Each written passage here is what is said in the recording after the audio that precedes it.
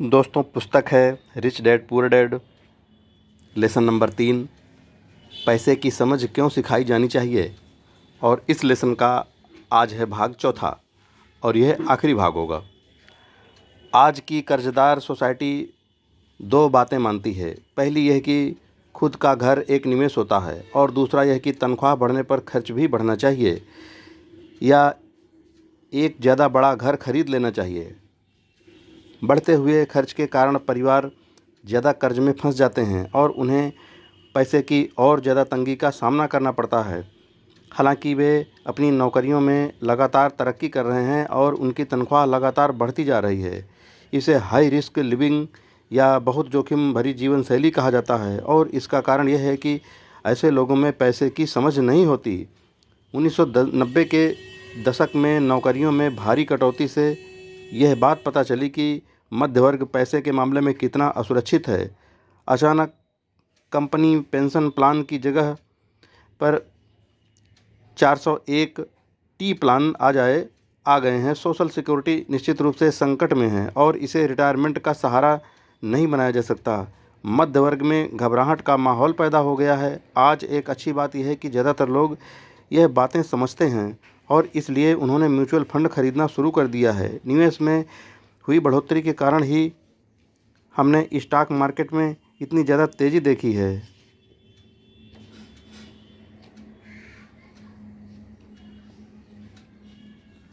आज मध्य वर्ग की बढ़ती मांग को पूरा करने के लिए नए नए म्यूचुअल फंड बनते जा रहे हैं। म्यूचुअल फंड इसलिए लोकप्रिय हैं क्योंकि वे सुरक्षा के प्रतीक हैं।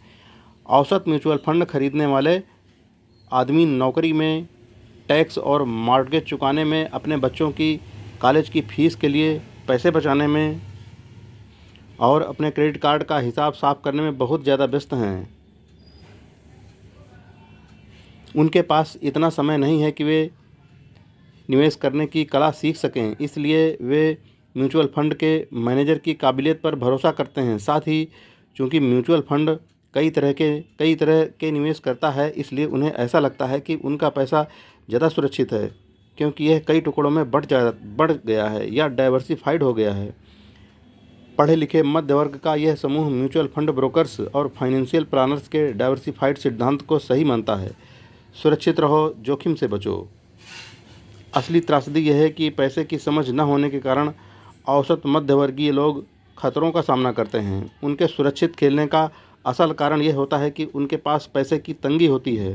उनकी बैलेंस शीट में बैलेंस नहीं होता। उनका संपत्ति वाला कॉलम तो खाली रहता है जहां से आमदनी आती है, जबकि उनके दायित्व वाला कॉलम पूरा भरा रहता है।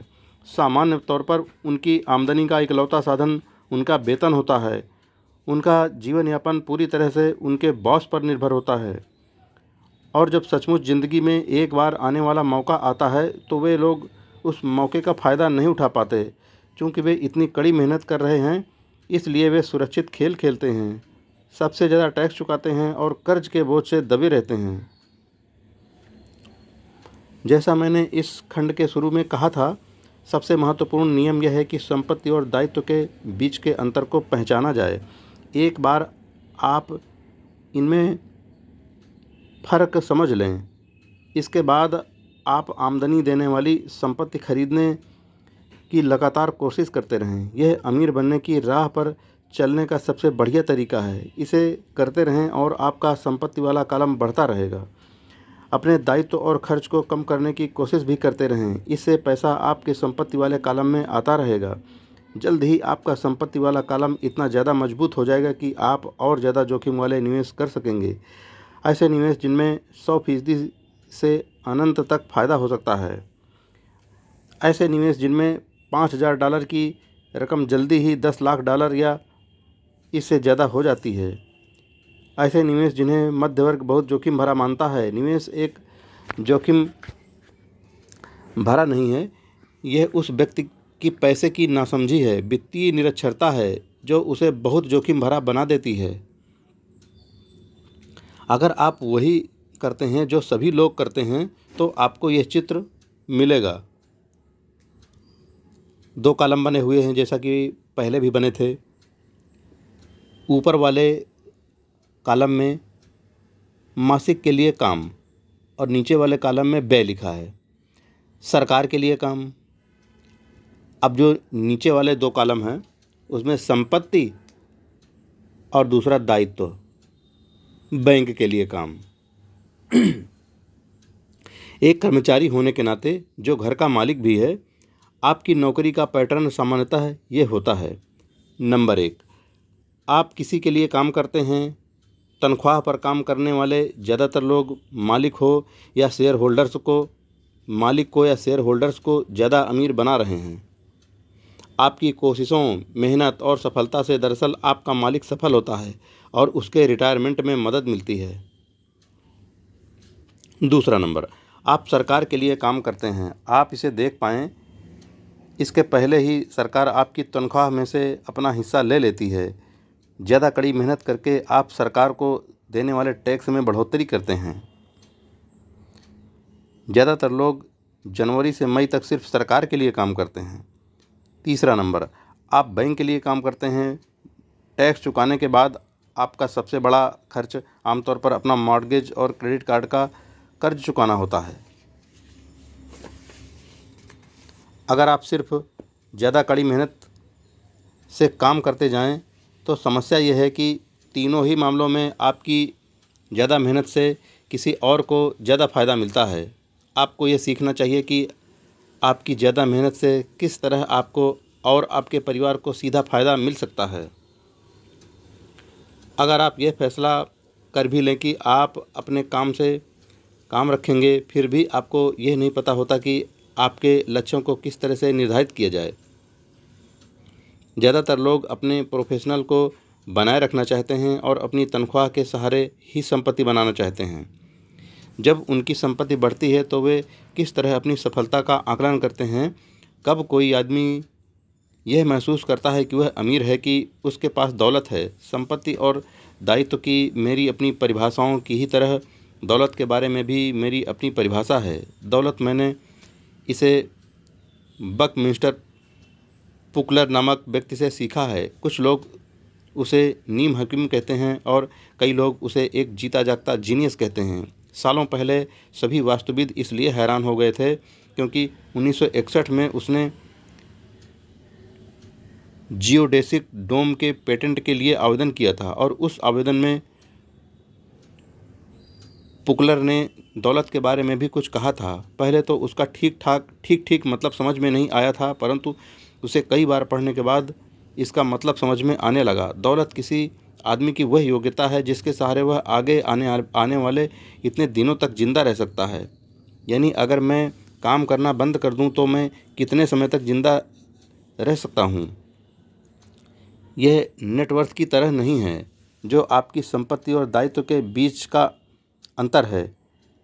हर व्यक्ति को लगता है कि उसके पास जो सामान है वह बहुत कीमती है, परंतु इस परिभाषा से सचमुच सही आकलन किया जा सकता है। मैं अब आकलन कर सकता हूँ और सचमुच जानता हूँ कि आर्थिक रूप से आज़ाद होने के मेरे लक्ष्य के संदर्भ में मैंने कितनी तरक्की कर ली है।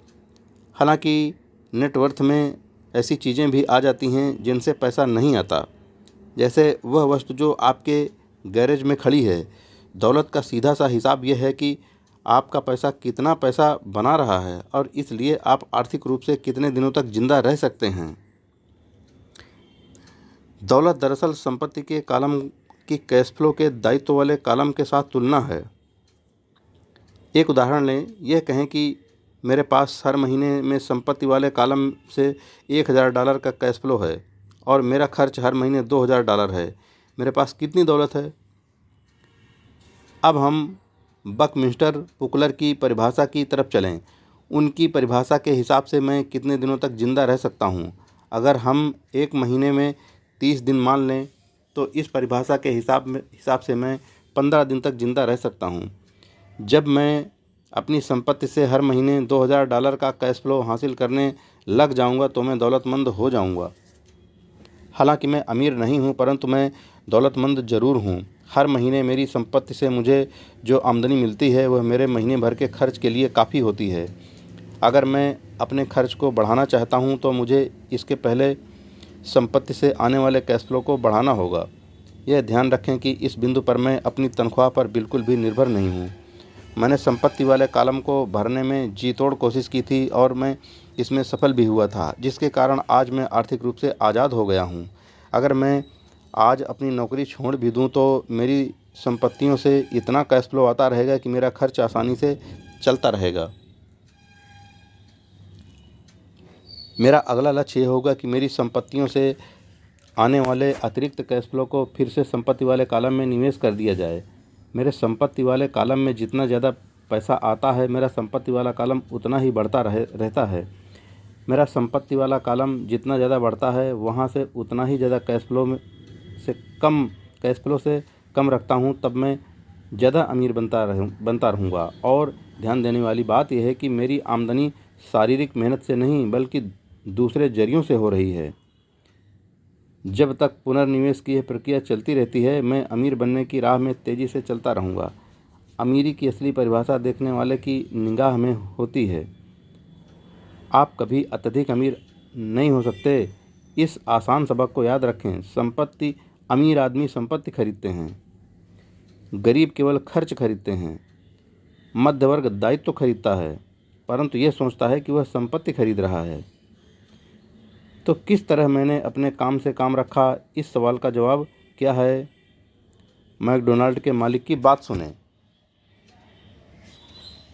मित्रों, अब यह लेसन यहीं पर पूरा हुआ।